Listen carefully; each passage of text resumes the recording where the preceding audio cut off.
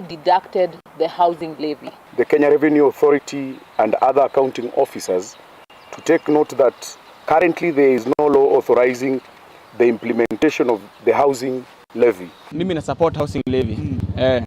Mimi naomba watu wakatwe. You are going to impose something that people do not want. It is detriment, it is cantankerous. Si mtu anakupora, alafu anakuambia kwamba at affordable housing, ati nyumba ya bei nafuu. Hakuna mambo ya bei nafuu. Unyang'anyi, udikteta. Huyu mama anatolewa tax. Anataka huyu mama asomeshe aje watoto wake. Hizi manyumba zenye tunajengewa, hizi si nyumba zetu. Let them pay for the housing levy alone. Na lazima haki ya Mkenya itendeke. The housing levy was a misplaced responsibility of the national government.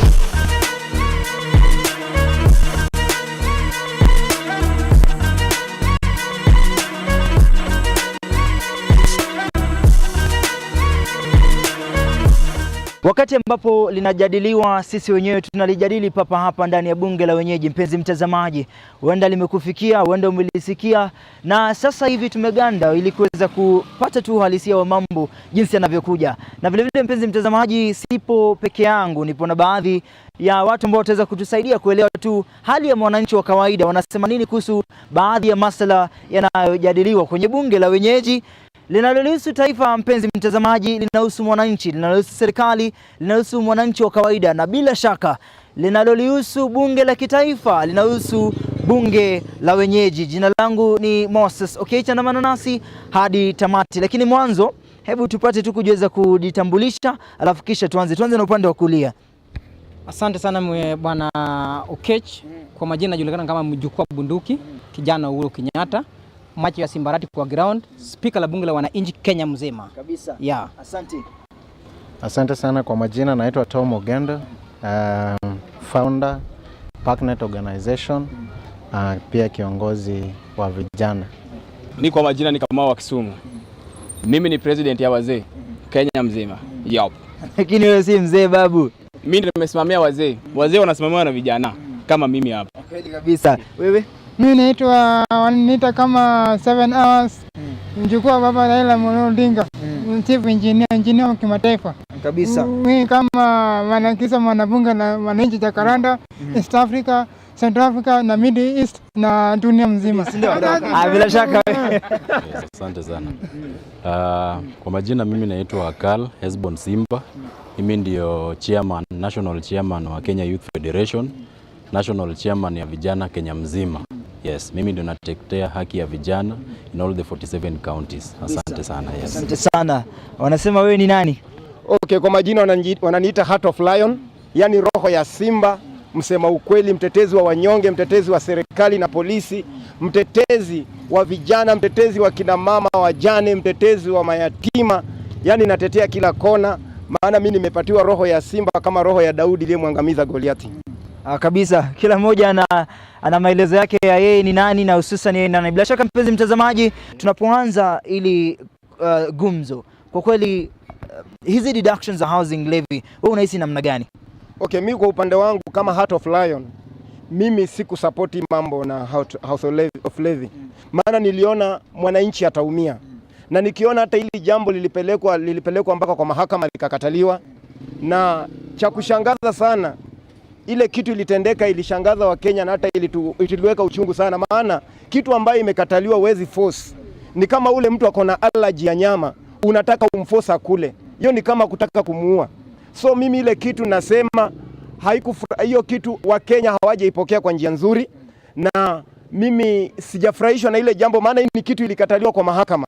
Hii ni kitu ilikuwa itupiliwe mbali, maana hii kitu inaenda kuumiza Mkenya kwa tax. It has come to our attention that the Kenya Revenue Authority and other government agency have, despite the declaration of Section 84 as being unconstitutional, have continued to deduct and remit to the Kenya Revenue Authority the housing levy. There is no legal basis to deduct the housing levy, and this action amounts to contempt of court and arbitrary imposition of tax. Hata ukiangalia saa hizi nyumba zenye tunakaa saa hii, malandlord wameshapandisha nyumba. na unakuja unapata mpaka unapatiwa mwisho uwezi pitisha tarehe 15. Ukiangalia saa hii Mkenya ameanza kuumia, mnyonge ameanza kunyanyaswa. Na ndoko maana ninasema mimi kama Heart of Lion na roho ya Simba nitasimama na mnyonge, nitasimama kuongea ukweli. Bwana Tom, asante sana Heart of Lion. Kwa kweli Bwana Tom, tukizungumzia swala la housing levy, ningependa kwamba uweze tu kuelezea watazamaji wetu, please make at least a clearance on the airwaves within the sector ya mwananchi wa kawaida na pia wale ambao hawajaelewa basi this housing levy. Housing levy is a tax deduction that the government imposed to those who are having pay slips, that the government calls it a saving for you to get affordable housing. So the government had an agenda, but in my own opinion, the structural implementation of the agenda, it went to the wrong office. It went to the wrong office because even as we talk right now, we have the county government houses. We have the county government houses which everybody knows the criteria that you apply to get these houses. So housing being a devolved function, it was wrong, or it was improper for the government to initiate the process without fully engaging the county government in terms of collaboration and partnership, so that even as they implement that thing, they ensure that the real beneficiary is the common mwananchi who are being looked at by the devolved government, who in this place is being aided by the office of the governor. So housing levy, government calls it the saving for affordable housing, but the common mwananchi, or in reality, it is not a saving. It is government trying to hoard some funds so that they can get to run their day-to-day activity. Mbona waliweza kuintroduce? Mimi kwanza nimetengana na hawa, mimi na support housing levy. Mimi naomba watu wakatwe. Si watu wa serikali wenye wanafanya kwa serikali. Watu wa bodaboda wanaumia huku, hawana pay slips, ni ukweli. Wamama mboga hawana pay slips, ndio? Na wao ndio walidanganywa zaidi. Sasa mimi naambia William Samoei Ruto ambaye ni rais, hiyo housing levy letter kata watu. Kata hao wenye wako na pay slip walikuwa hawakuona mbele. Juu hawa ukiona hawa ndio wanatumiza zaidi. Usiki mtu kama mwalimu wanalia, lakini baadaye wako na pay slip yao. Hao watu wa bodaboda hawana kitu, unaona hiyo? Anangoja bebe mtu ndiye apate na wale walimu, wale daktari, wale nini, wao wanasikia vizuri. Na tena wanasema hii government ni yao. Sasa mimi na support Ruto. Bora kata tu, kota hao watu, kama bora hizi manyumba utapea hao kina wazee wakalie. Mimi niko sawa. Kuna jamaa pale nje ameng'ang'ana, ameshughulika, amejituma, angalau pia apate kipato kubwa akipiga hustle yake, si ndio? Yes. Yeye pia anahisi kwamba hii deduction inaweza kumuumiza. Wewe unasema tu kwamba wakati. Yes. Hauhisi kwamba pia hawataumia vile vile? Wacha tu watu waumie. Honorable Uhuru Muigai Kenyatta, former president, alisema najua huyu simba ambaye yako nyuma yangu. Wengine hawakusikia, si ndio? Wacha watu waone simba ni nani. Simba fanya kazi, kata watu. Miaka 5 watu wajue, watu wadaenda tu kwa line hivi. Kwa hizi sahi wacha mtu akate watu. Hebu tuweke tu wazi, ni nani anastahili kukatwa kuwa na hii housing levy deductions? Housing levy deductions ikishakatwa, nyumba zimejengwa, naomba pewe wazee waishi kwa hizo manyumba. Lakini si unapata mtu ni mwalimu amebaki na miaka 10 ya retire. Huyu mwalimu pia hata ishi kwa hizi manyumba. Umesikia hiyo kitu? Juu ukiretire itapata kama mwenye anakuja nyuma yako tena ndiye ataishi kwa hizi manyumba. So mimi naona watu wakatwe, nyumba zijengwe, wazee waishi kwa manyumba. Yes. All right, let's go to representative of the youth. Unahisi tumepata uhalisia wa mambo. Of course we've understood what Tom said, and of course our brother here actually mentioned it very clearly. What do you think about housing levy deductions? First of all, based on the housing levy deductions, when we look at it with an open mind, there is no balanced ecological niche in this country. The gap between the rich and the poor is stupendously massive. We cannot even talk about it, and we are all aware of this. How do you tell me, for instance, that the deposit for you to own a house, it is not affordable housing, it is unaffordable? Because a mama mboga, or rather someone who works in a kiosk who is surviving on selling watermelon, how is this person going to save up to 300,000 just to secure this house, and a monthly 15 to 20,000 to secure this house? That is for mama mboga. Basically, I'm talking about and representing my youth, because it is these mama mbogas who are our mothers, it is this watu wa boda boda who are our fathers at home. How are they going to survive on this? So there is a hidden interest on this housing levy. How many things the court of law cancelled in this nation that the president just leaves like that? We've seen majority of them.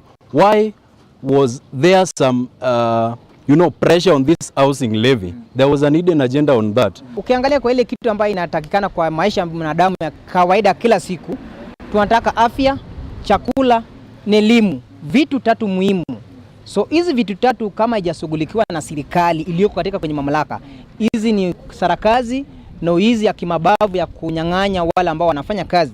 Na nimesikia ndugu yangu amesema kwamba wache nyumba zijengwe, walio na kazi ndio wakati. Ndugu yangu, hii kitu imeweka hadi kwa ile unga unanunua. Kwa sababu gani? Serikali najua wale ambao wameajiriwa ni wachache, wale ambao hawajajiriwa ndio wengi zaidi. So hii ni mbinu wanapiga hesabu ya kwamba kama wale ambao wameajiriwa ni wachache na wale ambao hawajajiriwa ni wengi, tuanze tu kama ni 1.5% wanaweka kwa sukari kidogo, so unga kidogo, chumvi kidogo, sabuni kidogo, nguo kidogo. Hizo vitu zote hadi kwa nyumba ile rent unalipa kuna jinsi wameweka, kwa sababu kama landlord ashawekewa land rate juu, alafu analipa kitu ambacho inaitwa pay as you earn. Unalipa ile mshahara yenye unapata. Si huyu landlord pia anakuja kuongeza kwako. Inamaanisha bado mimi pia nalipa ile housing levy. So hizi no sarakazi ya kunyang'anya wananchi pesa. The country is not doing the right thing. You see, if you look at the Great Recession in America in 2008, during the Great Recession in America in 2008, Barack Obama came up with a certain project where he added some 280 billion more money into the economy to create jobs and to improve the economy. This country is doing completely the opposite of that. Instead of creating an opportunity for expanding the public goods, for example roads, so that we create a conducive economy for the investors to come in and use their own money to build these houses so that people can occupy with, in accordance to their own level of earning. That can be good, but you cannot tell me that you are going to impose something that people do not want. It is detriment, it is cantankerous, and we are not going to allow this, because if Kenyans are suffering like this, I want to tell my fellow Kenyans that in 3 years' time, this time round, we are not supposed to vote based on emotions and feelings. We have to vote based on the status quo that someone has imposed on us. Hii ni njia upotevu. Na so hakuna mbunge anakatwa pesa. Wacha leo nikuambie wazi. Wabunge wa Kenya wanajua hulka zao. Kama wangekuwa nakatwa pesa, wangesha piga nduru. Hao wabunge wakati pesa, ndugu yangu. Magavana wakati pesa, senator wakati pesa, au MCA wote wakati pesa, ndugu yangu. Kwa sababu gani? Wangekatwa pesa wangekuwa nalalamika. Huyu mbunge akikaa kwa sitting, akienda katika kwenye kikao ya assembly, analipwa 7,000. Na huyu ni mjumbe ambaye sisi wenyewe tumechagua aenda awakilishe ile kazi kufanya. Na baada tunamlipa akienda kwenye assembly. So mbunge alipi mambo ya housing levy. Mtu asikudanganye. Hii ni kitu imeletwa kwa mama mboga na mwalimu na daktari na polisi. Kuna watu watatu ambao wamedhariwa hapa Kenya. Na wao ndio wanaumia. We had warnings all along, because the housing levy is a product of someone that we've had warnings from since time immemorial. Talking about the president who imposed this housing levy on us. The president has been in power, now this is his 32nd year in power, since he joined government in 1992 as a youth representative in YK 92. He was there, he became a member of parliament, he did not do anything. After that, he became a minister. He served in the Higher Education Board, he served as an Minister for Agriculture, he became a deputy president and is now a president. There is no iota of evidence that can make me support this guy on anything he is imposing on us, because there is nothing that can work, and we are all aware of that. So the housing levy, let the members of parliament who voted yes to the housing levy, let them pay for the housing levy alone. Mtu personal anauza 1.5 one bedroom. ama 1.7 m. Hiyo ni 1 bedroom. Lakini serikali inauza 3 million to 3.5. Si huyu mtu anakupora. Alafu anakuambia kwamba at affordable housing, at nyumba ya bei nafuu. Hakuna mambo ya bei nafuu. Unyang'anyi, udikteta, na kama unataka kujua hii ni kitu ambayo mtu ana benefit. Kwa nini Uhuru Kenyatta hakukasirika koti ikakataa? Kwa nini mheshimiwa William Ruto anakasirika koti ikakataa? Lazima upige sababu ya kwamba hii ni biashara ya mtu. Ni kukate pesa, mimi ingie kwa mfuko yangu kwa sababu hautaniuliza hii pesa inaingia kwa akaunti ya nani. The Law Society of Kenya shall immediately commence contempt of court proceedings against the Commissioner General of the Kenya Revenue Authority, as well as against all accounting officers and employers who have unlawfully deducted the housing levy. We further implore the Kenya Revenue Authority and other accounting officers to take note that currently there is no law authorizing the implementation of the housing levy. Taxes cannot be collected in the absence of an enabling legislation. The disregard of court orders will, if unchecked, lead to a breakdown of law and order. We remind the government that it has an obligation to ensure that the rule of law is promoted and not compromised. Okay, LSK are doing what is necessary and what is required by law.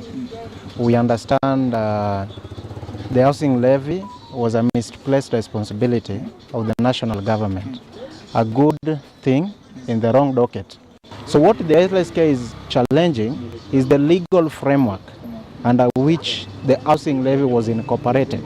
It never followed the due process as required by law. So the LSK are arguing on the basic principle of the Constitution that as separation of powers. Separation of powers in the essence that we have the duties of the national government and we have the duties of the county government. Housing is a function of the county government. So housing levy, it's a good initiative by the national government.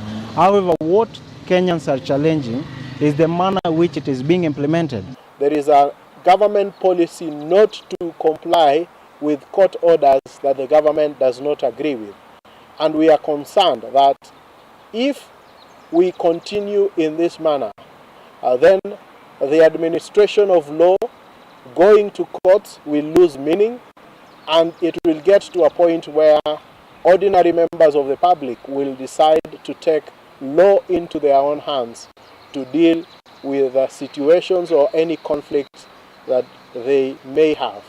Mimi kama Kamau, mimi naona serikali iko sambamba. LSK hizo vitu zinasema kikatiba sasa. Kikatiba, umejua sisi tukisema kitu ya kwanza, wale wabunge ndio walipiga kura. Hakuna siku rais mwenyewe alikuja akasema mimi kama rais hizi manyumba watu sasa watoe house levy. Lakini wale wabunge ndio walifanya nini? Walipiga kura. Na hiyo wenye wabunge walipiga kura ikapitisha aje house levy, sasa watu watoe. Sasa mimi nimeibua hisia sasa, yeye nimeibua hisia tata, imeleta shida hiyo. Yes. Sasa mimi nasema tuache kulaumu ule mwenye alileta nini? House levy. Tulaumu hawa wabunge wetu. Na kwa hivyo tunaona wabunge walikubali, lakini kitu mbaya wabunge nao wakatwi. Maseneta za wakatwi. Sasa sisi tunasema tulaumu hawa viongozi wa chini. Hawa viongozi wa chini wamefanya nini kapitishwa ile house levy? Unaona? So tuache kulaumu ule mwenye ako mbele, tulaumu huyu hao wenye tuko nao hapa chini. Hao ndio tunasema. Housing levy deductions ni poa, lakini wale ambao wali-introduce ndo wabaya, sivyo? Wale wali-introduce ndo wabaya. Yes, kitu kama hiyo. Haya. Wacha tuzungumze na huyu 7 hours. Of course, umepiga kazi, umeng'ang'ana nini, alafu sasa housing levy deductions inakuja kwako. Wewe kama mwananchi wa kawaida utahisi namna gani ikiwa hii deductions pamoja na tozo ya nyumba ikiletwa kwako sasa? Kama mwananchi wa kawaida chini wa kawaida, sema kama hii mambo housing finance mimi naipinga, sababu kitafanya kuangalia kwanza. Kama mwananchi wa kawaida, kama sema kama wewe kwanza jua hauna kazi. Sawa? Unaona? Na hiyo pesa inakatwa pia nakatwa sema kama unanipa 10% unakatwa 7%. Sawa? Hiyo ambayo haiwezi kuandika. Hiyo ambayo ni ngumu sana kwa mwananchi kunika kufuatilia housing finance. Sababu hiyo housing finance ni pia najua hiyo levy pia inataka ndio kujua hao kwa serikali. Hao wanafaa sababu hao wana pesa, hiyo House of Finance mimi naipinga kwa sababu hata kwa kwanza hata kodi ilikataa tena, hii kodi yenyewe tena nimerudi ikakubali mama na House of Finance. Na mimi kitakwanza tamu hii serikali pia ichukue uongozi. Kazi hii ambayo William Samoei Ruto ama ni rais bandia ama ni Mr. Tourist man. Yeye kazi yake kama achukue hii uongozi, yeye kazi yake ni kuenda tourist. Kitu ambacho tunaomba na tunasihi wa Kenya ni waweze kututumia pay slips zao ili tuone tuwe na ushahidi wa kutosha kupeleka mahakama kusema kuwa kuonyesha kuwa hiyo levy imekatwa kinyume cha sheria, kwa sababu hakuna sheria ambayo inahalilisha housing levy. Na tukipata huo mkataba, na tunaomba wa Kenya watutumie kwa ile email address ambayo tumepeana, watutumie, tutaweza kuficha details zao ili hatua yoyote ya discipline isichukuliwe dhidi yao. Lakini ni muhimu tuende kotini, tufanye application ya contempt na tuitishe pia serikali iweze kurudishia wale ambao wamekatwa hizo pesa kinyume cha sheria. The conversation is still there because this is a detriment act to us. When you see LSK challenging the act, it is because they know the mode in which it is being imposed to us is unconstitutional. You see, a botany graduate cannot compete with a law graduate on matters constitutionalism. They know better. So I just want to instill this, that let the LSK challenge this thing to the latter. Na nataka kuambia Wakenya wote lazima sisi wote tutoke, so that we challenge this thing. You see, it is one thing owning the house, it is another thing owning the land. Who has the title deed to this land? Where was the MOU signed? So you see, there is no authenticity as far as this thing is concerned. You can live in we have seen it. It has happened in so many countries outside there, where you own a house, then after 10 years, when the new regime comes in, you start being questioned on matters now that land. We've seen this thing. So there is no authenticity in it. I want the legal community, all of them, to come out without any fear of contradiction to challenge this thing. It is still too early. We have the power. Our weapon is our voice. Thank you. All right, mtetezi wa haki. Tukimalizia tu ile swala la tozo ya nyumba, wewe unahisi kosa liko wapi? Na kama kuna kosa basi tutalitatua namna gani? Okay, mimi kwa kitu ya kwanza naweza sema hivi, ukiangalia wakati wa Kibaki regime, baba akiwa pale, hao ndio walikuja wakaintroduce hii mambo na house levy. Lakini kwa sababu baba alikuja kaona hii kitu itakuja kuumiza Mkenya, wakaitupilia mbali. So unakuja unapata huyu rais ambaye aliingia kwa mlango wa nyuma, ambaye sasa yeye ndo amekuja kunyanyasa Mkenya, amekuja kuumiza Wakenya. Yeye akakuja akaihijack. Na vile amehijack, ile njia ambaye anaitumia nayo sio ile njia ambaye kina baba na rais ambaye aliyekufa alikuwa anaitwa Kibaki walikuwa wameifanya. Ilikuwa vitofauti sana. Yeye amekuja na njia ya kutaka kuniumiza mimi Mkenya na kutaka kuumiza ule Mkenya mwingine. Kwa sababu uwezi niambia kitu ambaye imekatazwa mpaka na mahakama, unatumia kifua ati lazima ifanye kazi. Hiyo ni kuonyesha, unataka kuendeza nchi ya Kenya na udikteta. Chenye mumefanyia wa Kenya, 2027 imefika. Sisi ndo tuko na kile tutawakata nacho ambaye ni kura. Na mimi ninaambia wa Kenya, mtoke hao wabunge wenye wamehusika. Wa Kenya tuumie. Ninataka msianze kuwaimbia hawa bunge, tunataka tuone wote wameenda nyumbani. Maana hao ndo wanafanya Wakenya wanalia, hao ndo wanafanya Wakenya wanatirisha machozi, na sisi tunasema hatutakubali hilo. Na hatutakubali, na mimi naambia Wakenya msisupport hii kitu, na mimi naambia LSK tuko nyuma yenu, na hata kama ni maandamano tuko tayari kwenda, na lazima haki ya Mkenya itendeke. Alright, mtetezi wa haki amelizungumza. Kwa kweli mpenzi mtazamaji, itakuwa taswira ngumu zaidi, manake kuna hali tofauti na hali ya kutoelewana, manake kuna wale ambao wanaunga mkono na kuna wale ambao wanaupinga. Lakini baada ya yote, kila mmoja ataweza kufanya uamuzi wake, na swala moja na utaratibu utaweza kupatikana kadri jinsi mambo yalivyo na mazungumzo yalivyo. Na mpenzi mtazamaji, bila shaka pia nafahamu kwamba limeweza kukufikia. Ikiwa basi ungependa kutoa maoni yako na swala lote ambalo ungependa kuliangazia, basi bunge la wenyeji lipo hapa. Kwa kufikia hapo, ningependa kuweza kutamatisha tu awamu hiyo ya tozo ya nyumba ama housing levy deductions, na wabunge hawa bila shaka wameiliangazia kadri ya sauti ya mwananchi. Jina langu ni Moses Okech, tupatane siku ijayo tutakapozungumzia masuala mengine, ikiwemo masuala yatakayogonga vichwa vya habari na masuala ambayo yangependa kuzungumziwa kwenye bunge la wenyeji.